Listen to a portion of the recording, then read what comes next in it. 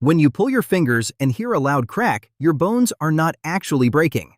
Where your bones meet, there is a special thick juice. This liquid works like oil to help your hands move smoothly. But this juice hides a secret, tiny bits of invisible gas. When you stretch your knuckles, you pull the bones apart and create extra space. This sudden stretch pulls the hidden air together and makes a tiny bubble. That loud pop you hear? It is not your hard bones rubbing together. The science of a knuckle cracking sound is really just that little gas bubble popping inside your hand. And the craziest twist? You cannot crack the same joint again right away. You have to wait 20 whole minutes for the gas to melt back into the liquid before you can do it all over again.